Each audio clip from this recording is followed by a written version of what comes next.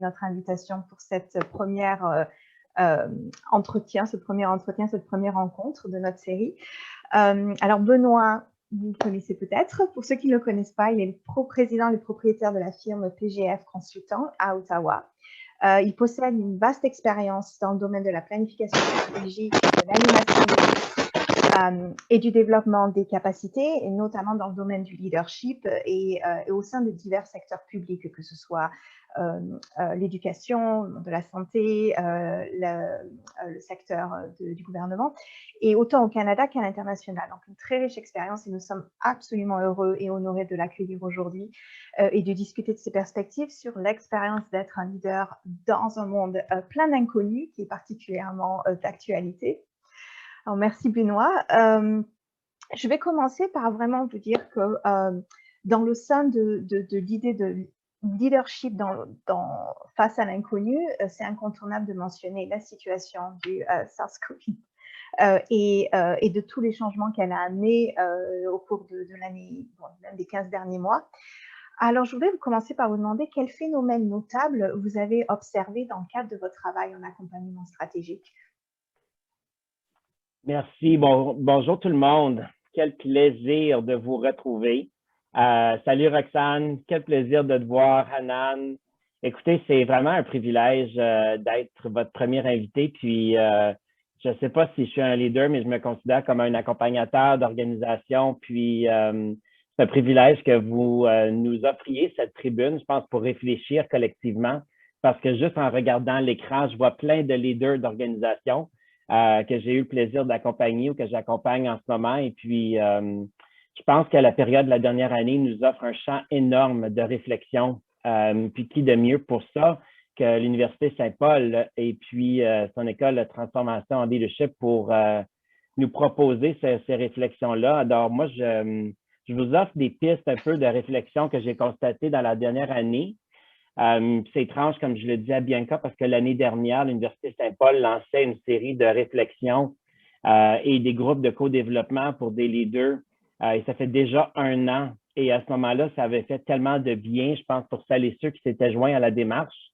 Puis une des choses que moi, j'ai remarqué, c'est qu'alors qu'on est en période de pandémie et puis qu'on est tous un peu isolés, j'ai senti dans beaucoup d'organisations un besoin d'accélérer la cadence, on dirait par peur de manquer des opportunités. Alors, c'est absolument incroyable le rythme effréné que moi, je constate dans les organisations, au point où ça m'inquiète sincèrement chez plusieurs. Puis je vais revenir à ça plus tard parce que dans les propos que je dis, puis je pense qu'il y a un de mes collègues qui est sur l'appel, j'en vois 2 d'ailleurs, Luc et Guy. Comme leader, on a toujours le souci de la cohérence. Donc, tu sais, je vais dire des choses, mais est-ce que je suis cohérent quand je parle à mes collègues pour ma propre organisation? Ça, j'en suis conscient. Mais donc, je pense que l'accélération, c'est un phénomène majeur, alors qu'on aurait pu se dire, voilà une belle opportunité pour ralentir. Mais je pense qu'il y a des peurs qui ont peut-être émergé en nous, qui a fait en sorte qu'on a accéléré la cadence.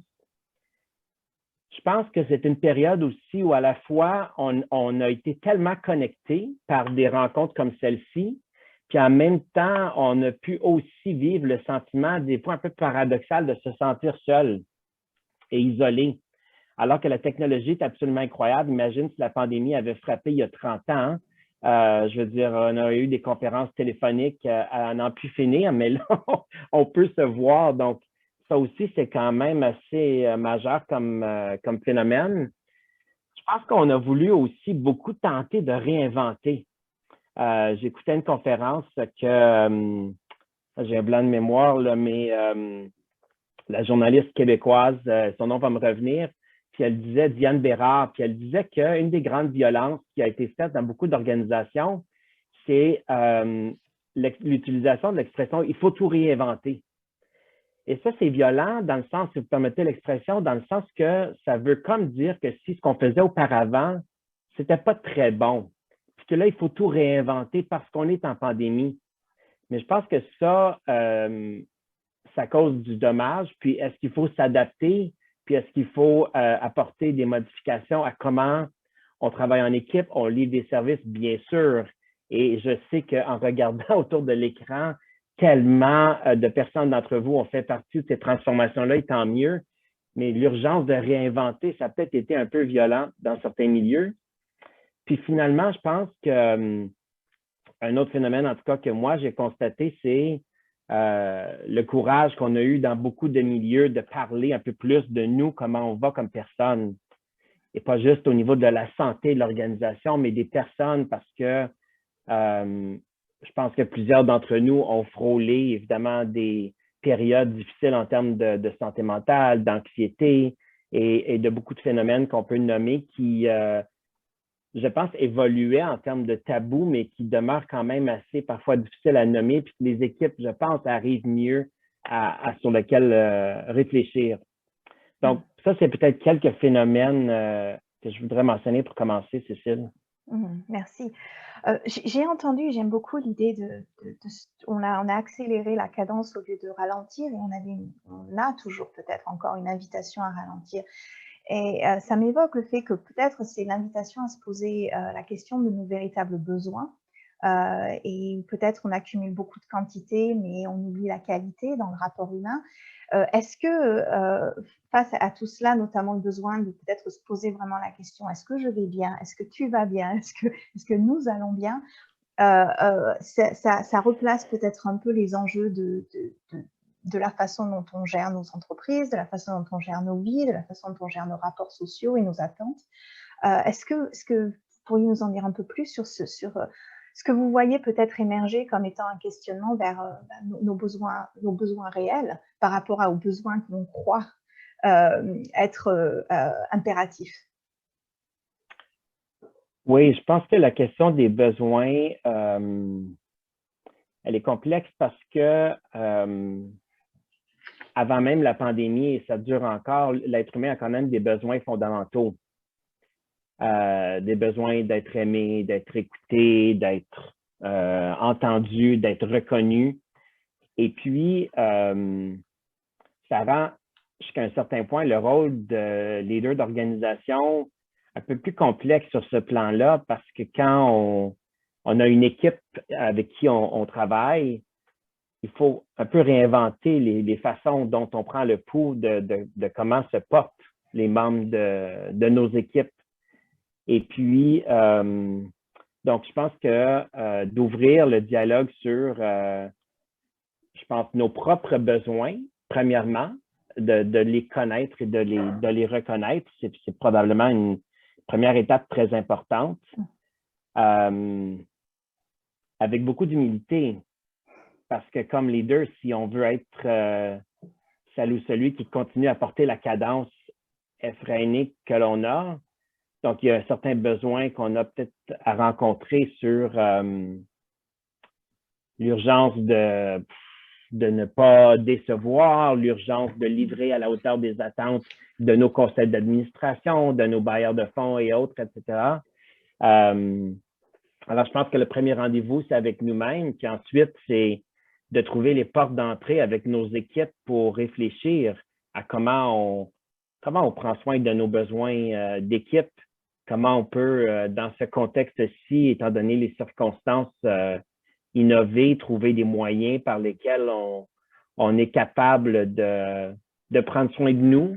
Et il y a peut-être des mesures qui sont un peu circonstancielles, mais qu'on peut prendre, qu'on voudrait oser peut-être prendre, étant donné que les circonstances ne sont pas normales pour vraiment s'occuper des besoins, premièrement, de nous et de nos collègues.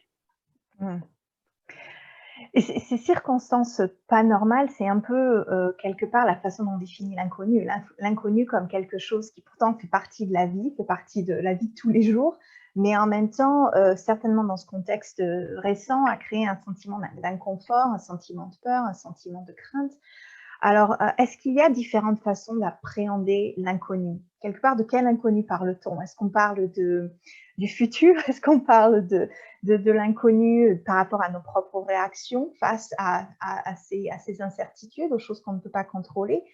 Comment on les appréhende? Est-ce que c'est une menace, une opportunité, les deux à la fois? Ou qu'est-ce que vous en pensez? Oui, c'est une excellente question parce que quand je réfléchissais à votre proposition thématique sur l'inconnu, il y a quand même certaines balises autour de nous qui sont connues. Et je pense que ça nous offre quand même des moyens d'ancrage qui nous aident jusqu'à un certain point. Donc, peut-être de partir de ces éléments-là connus nous aide ensuite à voir qu'est-ce qui est de l'ordre de l'inconnu. De l'inconnu par rapport à ce que sera l'avenir de notre organisation, ce que seront les besoins des jeunes que l'on dessert, ce que sera l'intérêt des membres de nos équipes de revenir dans un bureau traditionnel qu'on a connu à une certaine époque, qui est probablement déjà, comme on le sait, révolu. Qu'est-ce qui arrive de nos responsabilités, de nos engagements légaux en matière de bail et de tous ces trucs-là qui ont déjà existé. Donc, je pense que l'inconnu, il est vaste, mais à la fois, il y a des éléments connus sur lesquels on peut s'appuyer. Puis, mais je pense que c'est en ouvrant le dialogue avec nos équipes qu'il est possible de voir qu'est-ce qui, dans l'inconnu, semble nous créer des peurs, des doutes, et puis est-ce que ces peurs et ces doutes-là sont réellement fondés?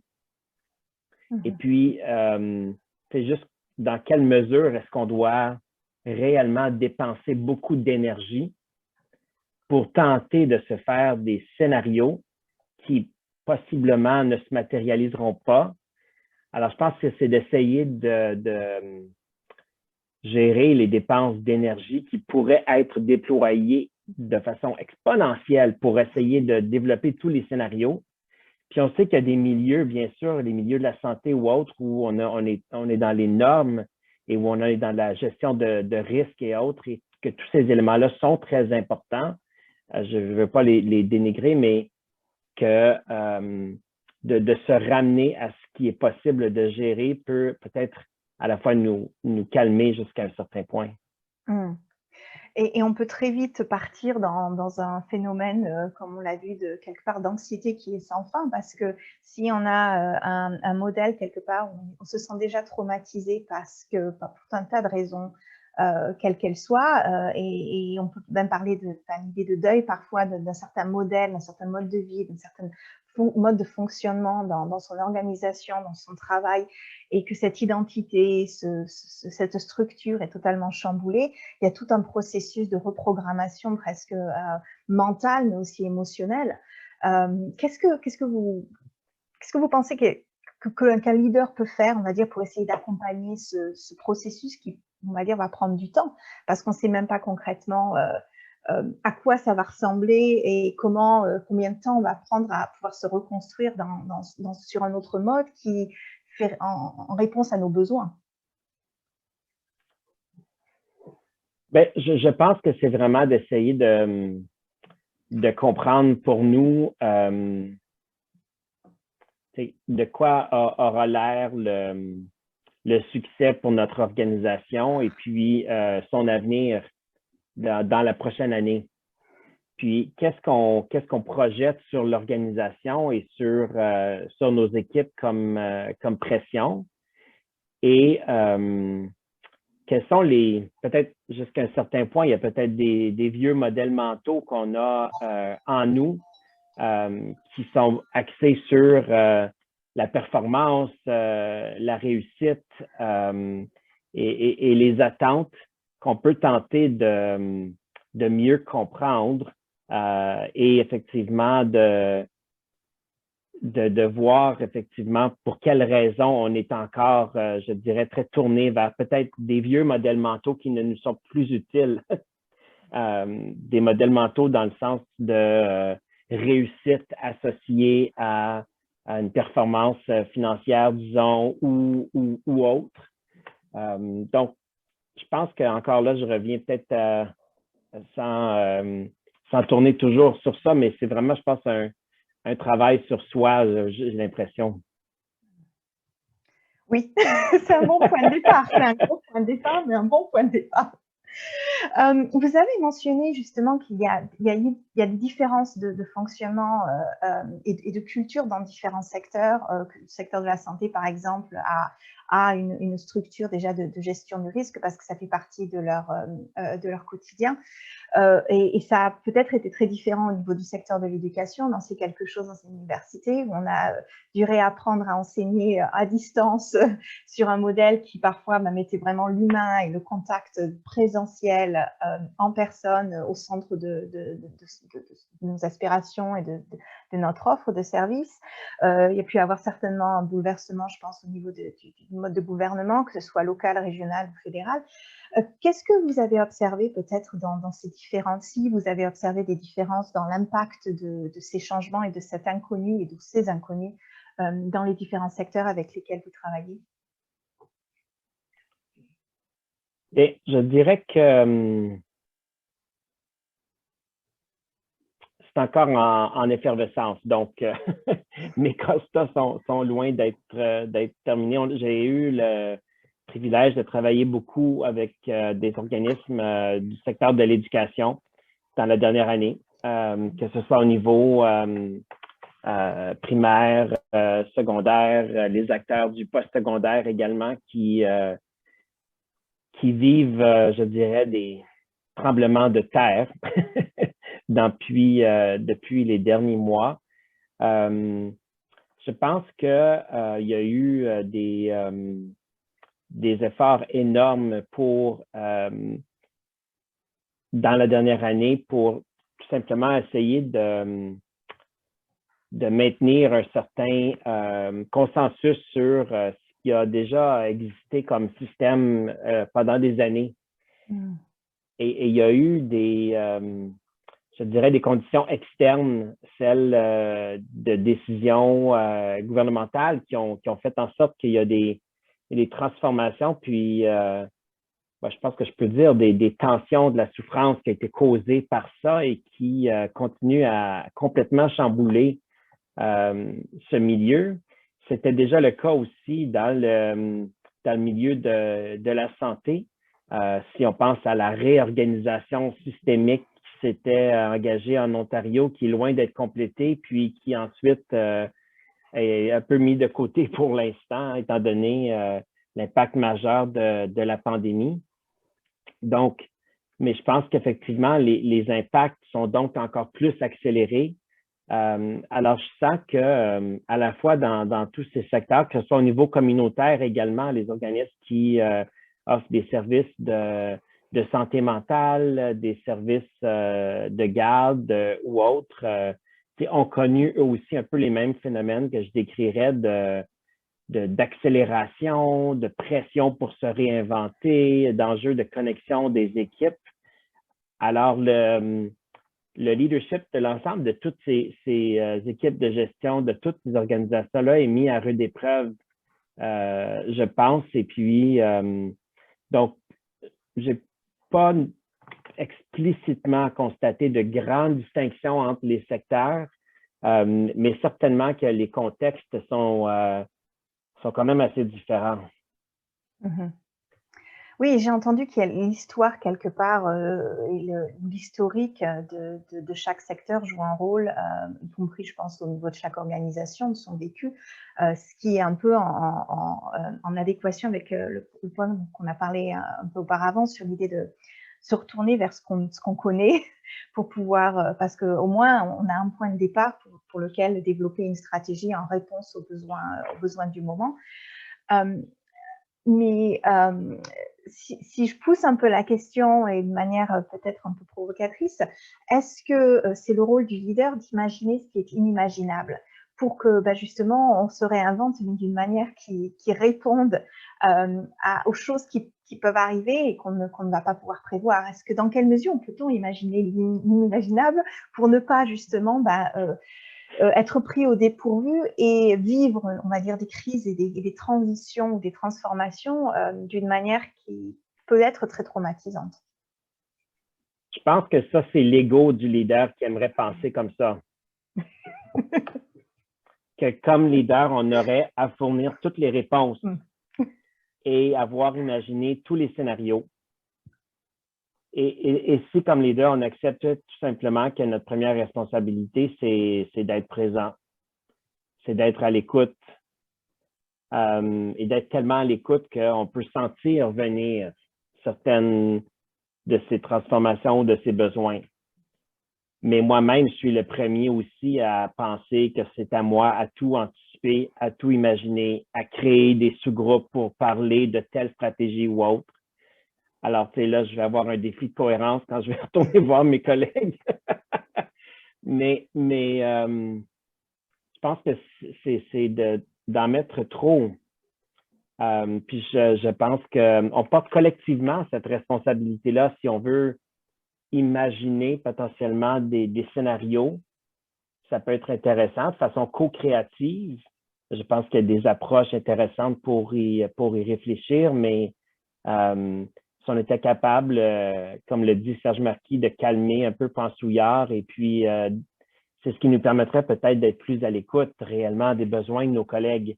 Parce que si on est toujours effectivement dans le devenir, dans le demain, dans l'anticipation, c'est difficile d'être premièrement à l'écoute de nous-mêmes et puis de celles et ceux qui nous entourent. En plus qu'on n'a pas le contact physique et humain et de pouvoir les toucher et les voir comme on a pu faire par le passé. Ouais, cette présence du moment et des besoins du moment. Alors, justement, parlons-en des qualités qui, dans cette gestion face à l'inconnu, ou à l'incertitude, comment le leader peut accompagner, on va dire, au mieux se positionner lui-même ou elle-même pour accompagner au mieux les équipes autour, les parties prenantes autour. Alors, vous avez mentionné l'écoute, vous avez mentionné la présence, la cohérence. Est-ce que vous pouvez nous en dire un peu plus? Oui, tout à fait. Je pense que peut-être un des parapluies de ces éléments-là, c'est peut-être aussi l'autocompassion.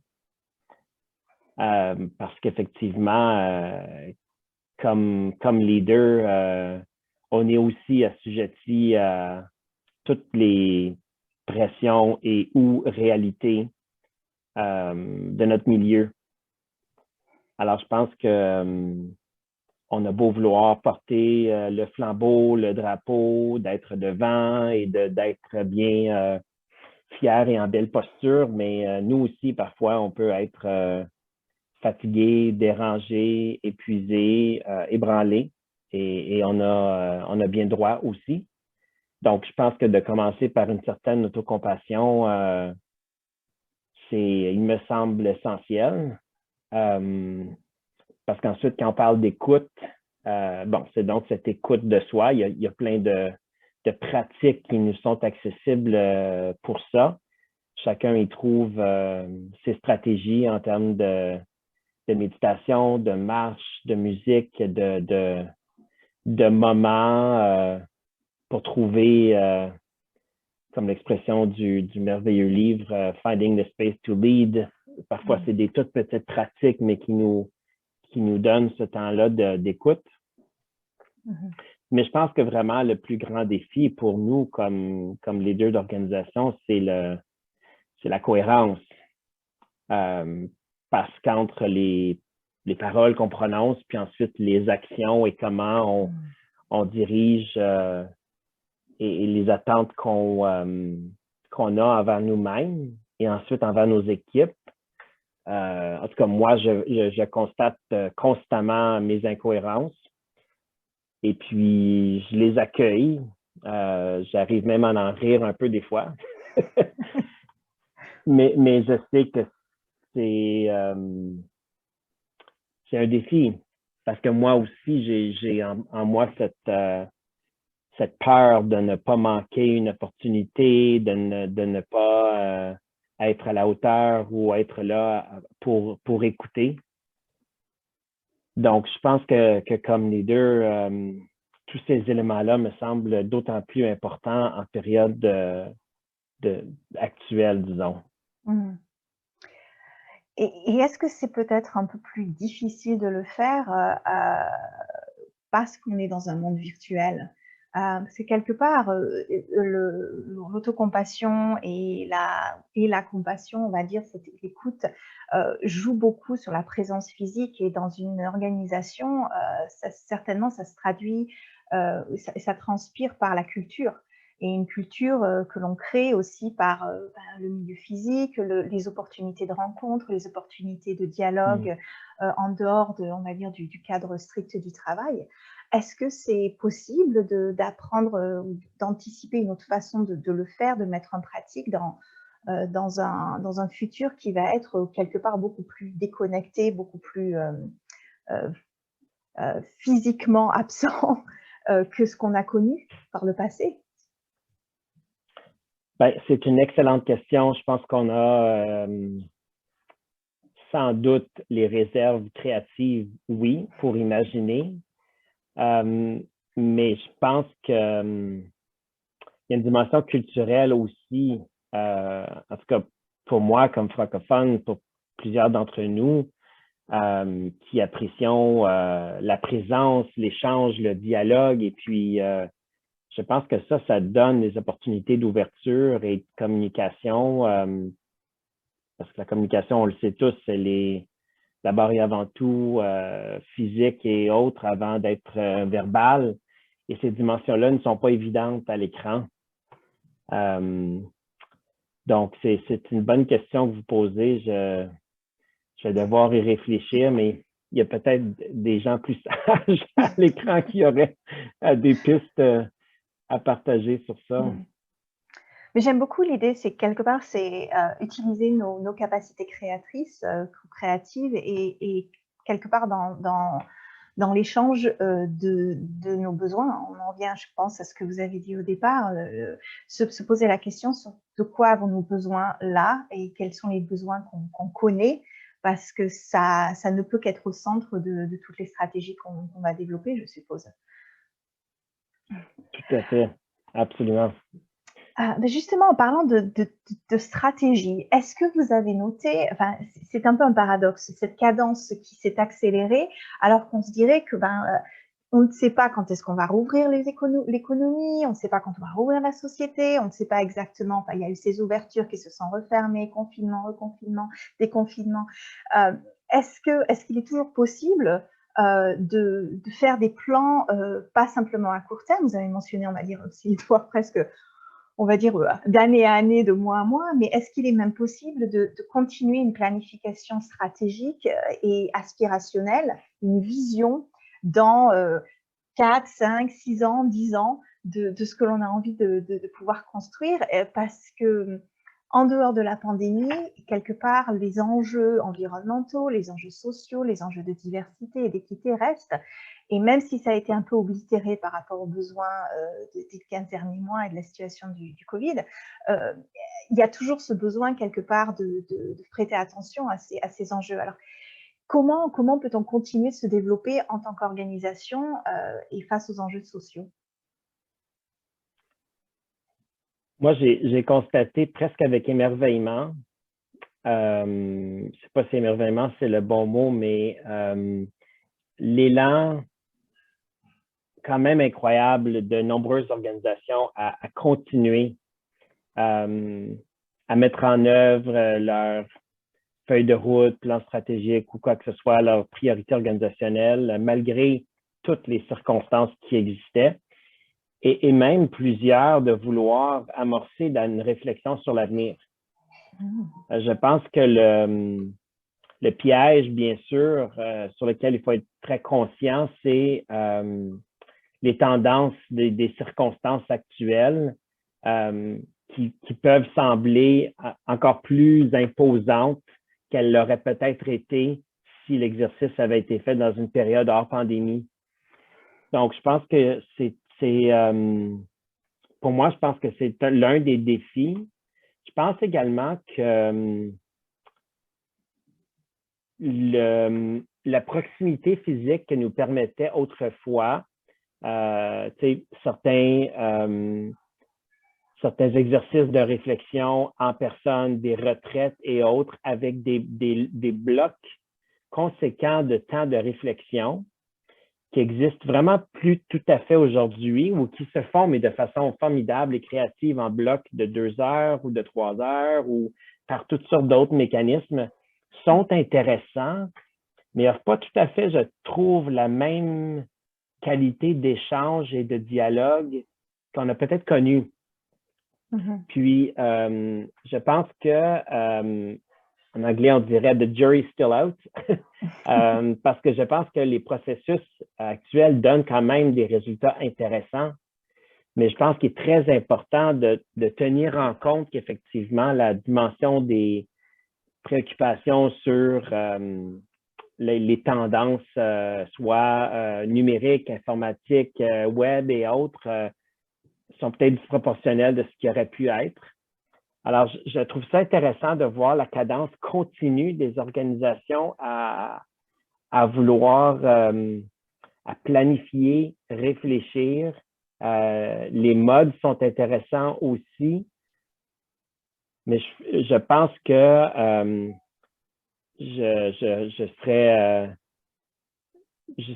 disons, hésitant à m'hasarder dans des plans vraiment de très longue durée dans les périodes actuelles ou d'être très conscient en le faisant, disons, parce que les circonstances actuelles sont vraiment un peu particulières.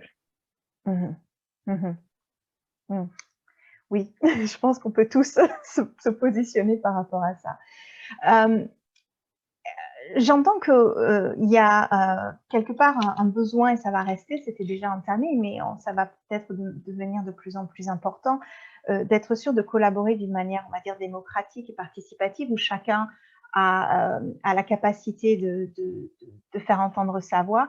Et je pense dans le cadre au sein d'une organisation, mais aussi l'organisation par rapport à ces multiples parties prenantes qui deviennent de plus en plus intégrées de toute façon, surtout quand on parle des grands défis comme le changement climatique ou la diversité, la reconnaissance de notre histoire nationale, internationale, qui peut être très difficile.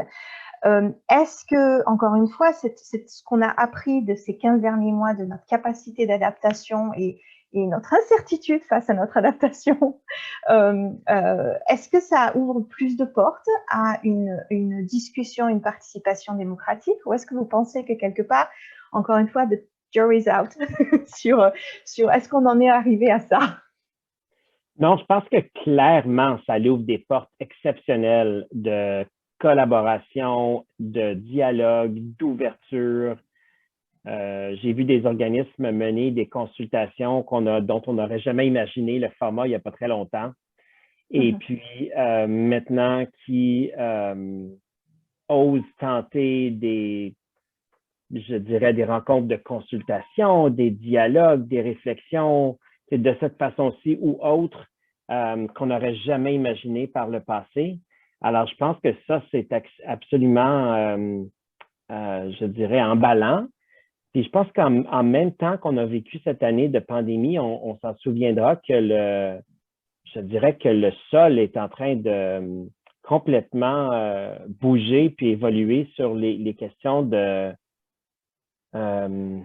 comment je dirais, d'identité et de la nature même de notre identité comme Canadien, comme communauté, considérant tout ce qui a évolué autour des tensions sociales et pas juste, évidemment, chez nos voisins américains qu'on aime bien pointer, mais chez nous aussi. Et comment, je pense, notre réflexion est en train d'évoluer sur des relations avec pas seulement les communautés culturelles, le rapprochement avec les Premières Nations, notre lien au genre, au sexe, donc à toutes ces dimensions de ce qu'on peut appeler la diversité. Et donc, de considérer que cela a été peut-être accéléré dans la dernière année en même temps que tout ce que l'on vit en pandémie en ce moment. Donc, c'est beaucoup d'éléments, effectivement, combinés. Puis, je pense qu'il y a là beaucoup de matière à réflexion pour toutes nos organisations, mais qui est un processus qui est en train de se mettre en branle. Donc, disons que la porte semble ouverte, mais qu'on est au début. En tout cas, la majorité semble au début. Il y en a qui sont plus leaders que d'autres et qui ont déjà avancé, mais ça va être intéressant de voir comment ces réflexions-là vont se poursuivre. Et quelque part, ça replace la cohérence, ça se secoue la cohérence, mais ça la replace aussi vraiment au centre de l'action, parce que c'est se positionner face à des choses que peut-être on n'avait pas considéré parce que c'était la structure dans laquelle on opère, la société dans laquelle on opère, le système dans lequel on opère est assez défini. Et là, c'est tout est quelque part remis à jour parce qu'il y a des besoins qu'il est temps de confronter et des langages, des valeurs qu'il nous faut intégrer. La question de la cohérence devient particulièrement importante pour l'avancée du leader et de son équipe. Tout à fait, absolument. Bon, c'est un vaste programme. Oui, il y a beaucoup à faire et à réfléchir, mais ce serait intéressant d'entendre si les gens ont des réactions, des commentaires. Tout à fait, m'excuse, oui. Bianca, je ne voulais pas précéder. Là. Non, je pense que c'est parfait. Oui, alors, merci beaucoup, Cécile et Benoît, pour votre conversation très riche et très profonde. Alors, si vous avez des questions, vous pouvez lever votre main ou sinon, vous pouvez écrire dans le chat, comme vous préférez.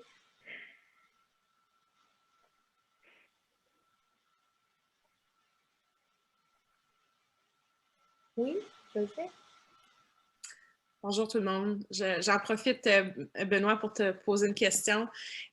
Oui, salut. Tu parlais tantôt de se créer parfois des fausses urgences ou encore de se mettre une pression nécessairement qui est peut-être perçue par soi-même et pas perçue par les autres. Puis il y a aussi eu la notion de se réinventer pour répondre à un besoin qui était identifié. Là, donc, dans mon cas, moi, je travaille auprès des jeunes. Évidemment, ça a été très lourd, évidemment, pour toutes les sphères de la société, mais particulièrement pour les jeunes. Mais, on a vu l'impact quand même assez dramatique sur les jeunes, sur leur identité, sur leur perspective d'emploi, sur leur perspective d'éducation, sur tout. Il y a beaucoup de jeunes. J'écoutais un collègue parler, puis il parlait de la crainte d'avoir une génération perdue, de jeunes qui ont manqué des grosses étapes dans leur développement, dans leur vie, que ce soit un bal de finissant à une graduation, tout ça. Mais donc, pour nous, étant un organisme voué à travailler avec les jeunes, comment, on a vu ça, puis on a voulu s'adapter, puis on s'est créé cette pression-là de pouvoir répondre puis les appuyer dans tout ça. Mais comment faire justement pour créer cet équilibre-là, de dire qu'on voit l'impact, on voit les besoins, puis de l'autre côté, de dire, ben on peut juste en faire tant, Ça, j'ai pas trouvé la solution, puis il n'y en a peut-être pas, mais... je serais curieuse de t'entendre là-dessus, Ben. Ben, merci, José. Je pense que, puis, je veux dire, la VCF, c'est tellement un bel exemple. Il y a tellement eu de belles opportunités dans la dernière année. Et puis, comment dire, écoutez, non, pas à ce moment-ci, ça ne nous tente pas. Je pense que si tu permets qu'on prenne l'exemple, c'est peut-être dans la cadence de mise en œuvre.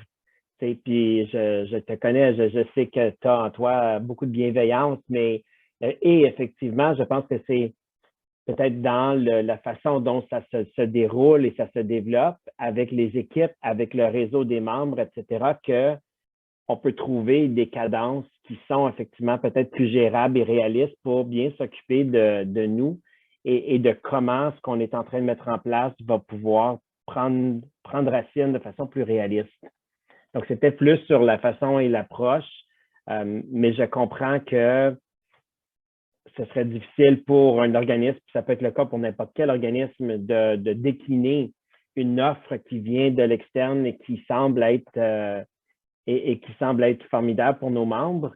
Mais je pense que d'avoir le temps et d'oser le temps de discerner, puis de faire ensuite le choix conscient considérant les conséquences et ce que ça peut apporter à la fois comme bénéfice ou comme impact, je pense que là, au moins, on fait un choix informé. Et puis, il y a peut-être dans les balises de mise en œuvre une période de mise en œuvre qui peut être ajustée, adaptée, etc., puis avec des moyens qu'on n'aurait peut-être pas osé nommer initialement si on n'avait pas pris ce temps-là de réflexion. Oui, absolument. Merci beaucoup. Merci à toi. Merci, José, pour la question et Benoît. Chantal? Oui, bonjour Benoît, bonjour à tous. Moi, j'ai vraiment aimé la partie où on parlait d'accélération. C'est effectivement un phénomène que j'ai beaucoup observé aussi. Et donc, je serais curieuse de savoir un peu qu'est-ce que tu as observé qui a été fait pour aider à rétablir une cadence. Moi, de mon côté, je sais que ce que je remarque qui manque en ce moment, moi personnellement, mais à beaucoup de gens, c'est tous les événements qui donnent une cadence, justement, un rythme à l'année. Tu sais, les fêtes qu'on prend le temps de célébrer, les rassemblements, tu sais, tous ces événements-là. On a la fête des mères qui s'en vient, on ne sait même pas si on pourra prendre une pause et se rassembler. Et ça, je trouve que c'est quelque chose qui aidait à gérer la cadence, effectivement. Et donc, à faire en sorte qu'on n'accélère pas tout le temps, tout le temps. On va normalement, on performe mieux quand on va à pleine vitesse, on ralentit. Pleine vitesse, on ralentit. Hein? Donc, je serais curieuse de voir si tu as observé dans les organisations ou dans la tienne, ce que vous avez mis en place, des moyens justement pour rétablir une cadence justement raisonnable et éviter qu'on soit constamment en accélération. Merci d'être là, Chantal. Un plaisir de te revoir. Je dirais qu'on n'a pas trouvé la recette. J'avoue qu'effectivement,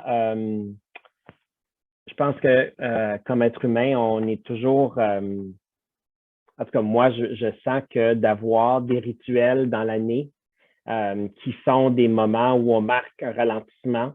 La période que j'aime le plus, c'est l'Action de grâce, mais il y en a d'autres fêtes pendant l'année comme ça. Et tu sais, on vit pour certains moments de pause et d'arrêt qui nous permettent de ralentir. Puis même, je sens que les fêtes de semaine, ne serait-ce que ça, c'est les mini-pauses entre les élans, sont même souvent escamotées parce que on prend pour acquis que tout le monde est à la maison, puis on pourrait demander un truc pendant le week-end ou autre, et puis ça fait en sorte qu'il y en a pas de ralentissement. Donc, ça m'inquiète parce que je vois peu dans les organisations aussi des façons ou des stratégies pour simplement marquer un arrêt de cette accélération-là. Donc, ce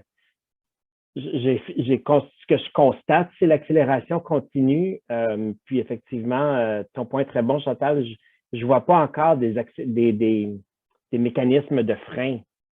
Puis ce qui est inquiétant, c'est que ce qui est drastique à ce niveau-là, c'est le frein humain, le frein de la maladie, le frein de l'épuisement, les freins qu'on ne souhaite à personne, qui sont vraiment inquiétants. Donc, et ça guette, ça nous guette tous et toutes. Alors, c'est encore là l'importance d'ouvrir des dialogues, mais peut-être que c'est aux leaders de forcer des temps d'arrêt pour forcer un ralentissement. Puis, c'est des questions très difficiles parce qu'on a, je pense, cette peur jusqu'à un certain point de manquer des opportunités dans un monde qui est encore difficile à prévoir, comme disait Cécile, l'inconnu. Donc, pour tenter de battre ou de vaincre l'inconnu, on ne dit pas non et on continue à une cadence, puis on a l'impression d'avoir réussi dans une période si difficile, alors qu'effectivement, est-ce réellement de la réussite ou tout simplement de la course effrénée? C'est intéressant le lien qu'on peut faire maintenant entre la tendance à l'accélération, qui est une réaction à la peur, peut-être. Hein? Il y a un climat de peur sous-jacent qui informe peut-être plusieurs de ces comportements-là. Merci, Benoît. Mais merci, parce que justement, quand on parlait de modèles mentaux, si on a le modèle mental que ralentir pourrait nous amener à ne pas réussir, ben là, évidemment, ça teint un peu nos comportements. Oh, Gilles. Bonjour Benoît et bonjour à tous et toutes. J'aimerais que tu nous donnes ta perspective sur la géographie. à savoir, est-ce que cette pandémie et bon, le basculement massif vers les rencontres en virtuel comme celle-ci présente, est-ce que ça va faire changer notre perspective sur la géographie? Je pense notamment, bon, en Ontario français, on parle souvent des trois grandes régions, le nord, l'est et le centre-sud-ouest. Bon, là, il faut même créer une division entre centre et sud-ouest. Enfin, je ne sais pas, quelles sont tes pensées sur la géographie? Ben, superbe question, Gilles. Merci beaucoup d'être là. Oui, je pense que de ces éléments-là liés à des limites ou des notions de géographie qui sont en train de fondre. On vient effectivement comme entreprise d'embaucher une employée qui m'a annoncé, by the way, juste avant qu'on signe que moi, je pars pour la France parce que je m'en vais m'installer là-bas.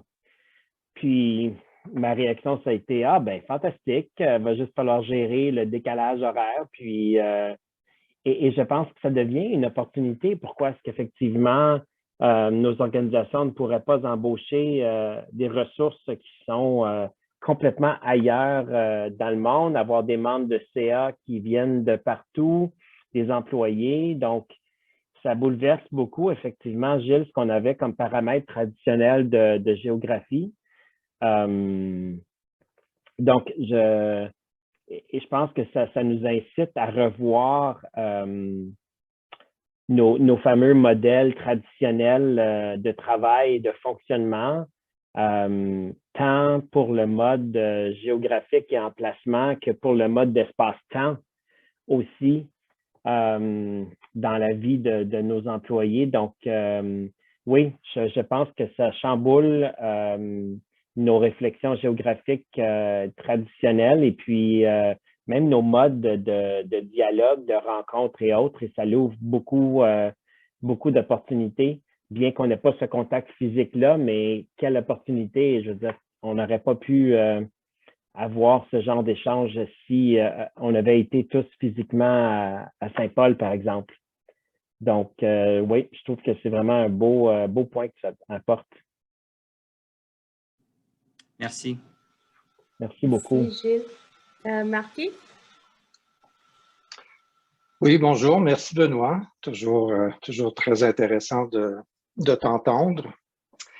On a parlé d'accélération, puis il y a quelqu'un un petit peu plus intelligent que moi qui faisait la distinction. Il ne parle pas d'arrêter, il ne parle pas de prendre un repos, mais au niveau organisationnel, on parle plutôt de résonance. Donc, en d'autres mots, ce qui permet d'aller moins en accélération, c'est de commencer à travailler en résonance avec ce qui résonne pour l'organisation, ce qui résonne pour soi. Puis par rapport à cette question-là, parce que tu as parlé de cohérence au niveau personnel, basé sur, parce que je sais que tu accompagnes plusieurs organisations aussi, qu'est-ce qui résonne en ce moment dans le milieu organisationnel? Les gens résonnent, je sais qu'on a entendu parler de peur, on a entendu parler de structures qui s'effondrent aussi, mais par rapport à la prise de conscience, le changement qui est en train de se produire, qui nous est imposé aussi, malgré nous et avec nous, dépendamment du cas. Parmi les grandes tendances de résonance, je dirais que c'est lesquelles? Oh, belle question, Marquis. Merci beaucoup.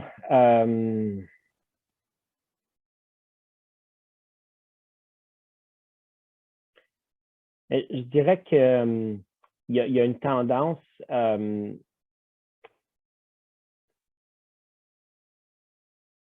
peut-être une tendance à vouloir, pardon, prendre le temps de se soucier de la dynamique des équipes de gestion. Parce que jusqu'à maintenant, on a été, plusieurs organisations ont été très portées à, je dirais, tout simplement survivre pendant l'année. Donc, je pense qu'une chose qui commence à importer, c'est d'oser parler de la santé de l'équipe et puis de la santé, oui, de l'équipe de direction, mais la santé ensuite des équipes de l'organisation, puis comment elles sont organisées et soutenues pour poursuivre à la fois l'élan qui nous reste à faire, puis ensuite réfléchir à comment on fera une relecture de ce qu'on a vécu et puis on s'adaptera pour ce que sera la future réintégration dont on ne connaît pas. Donc ça, je pense que ça a beaucoup de résonance. Puis, il y a la question aussi de comment on fait pour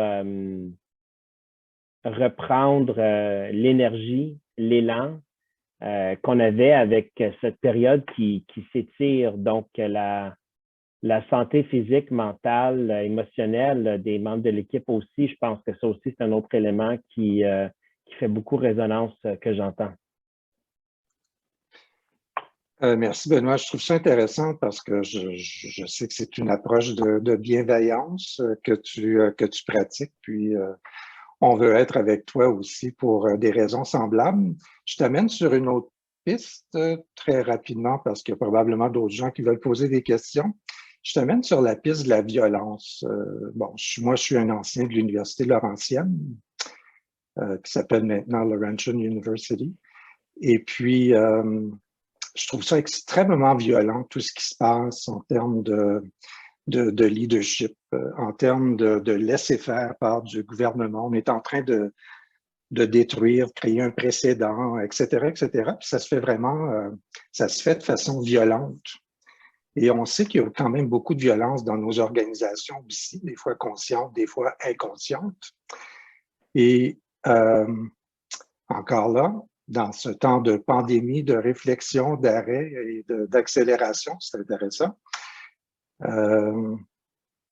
Est-ce que tu crois aussi qu'il y en a qui profitent du moment pour être encore davantage violents puis faire des petites vites?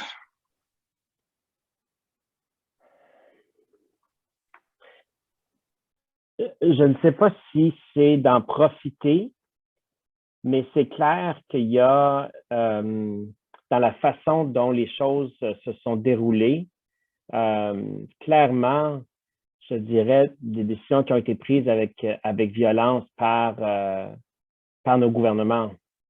La question de comment est-ce qu'effectivement les décisions se sont prises sur l'avenir des cours en ligne, les mandats des conseils scolaires, celui de TFO, l'avenir des universités, etc. Donc, le comment le tout s'est fait, on sent qu'il y a certainement très peu de considération pour l'humain, puis je suis d'accord que c'est effectivement très violent dans la façon, puis dans l'impact, puis dans le manque de considération pour les humains, dans ce cas-ci, les employés de Laurentian et puis qui ont perdu leurs emplois, etc., la conséquence sur les familles, sur les communautés, donc c'est très vaste. Donc, mais je pense que la thématique de la violence, c'est effectivement la conséquence quand on prend effectivement et on maintient une cadence insoucieuse dans nos organisations. Donc, je pense qu'effectivement, Marquis, tu touches à quelque chose de majeur qui existe. Alors, si on continue à ces cadences-là, sans arrêt, de façon insoucieuse, sans poser les questions, mais je pense que c'est comme une espèce de forme de violence qu'on peut perpétuer nous-mêmes comme leaders si on n'en est pas conscient. Merci. Merci beaucoup pour votre question. Alors, je laisse la parole à Cécile pour conclure la conversation. Non, malheureusement, on aimerait pouvoir continuer. On a probablement beaucoup d'autres questions et de temps pour poser et réfléchir ensemble et peut-être se réaligner ensemble. Mais merci beaucoup, Benoît, pour tout ce que vous avez offert aujourd'hui, pour partager votre expérience et vos réflexions. Et merci beaucoup à vous tous, participants, d'être ici avec nous et d'avoir posé des questions très, très pertinentes qui nous donnent aussi des pistes pour les prochaines conversations qu'on a envie d'avoir. C'est quelque chose qu'on va continuer plus ou moins de manière mensuelle au cours de l'année. Alors, j'en profite pour vous mentionner que la prochaine rencontre, c'est le mardi 8 juin et on est très heureux d'avoir notre leader francophone qui va nous parler d'être un leader dans un contexte multiculturel. On va recevoir Soukaina Boutiyeb, qui est la directrice générale de l'Alliance des femmes de la francophonie canadienne, ainsi que la présidente de l'ACFO, l'Association des communautés francophones d'Ottawa. Donc, si vous pouvez nous joindre, on sera absolument heureux de vous avoir pour continuer ces conversations. Et encore une fois, merci à tous. Merci beaucoup, Benoît, pour tout ce que vous nous avez offert et continuez de pratiquer cet alignement, cette présence et cette autocompassion pour les semaines à venir. On tente, c'est un vaste chantier. Merci tout le monde d'avoir été là. Merci tout le monde.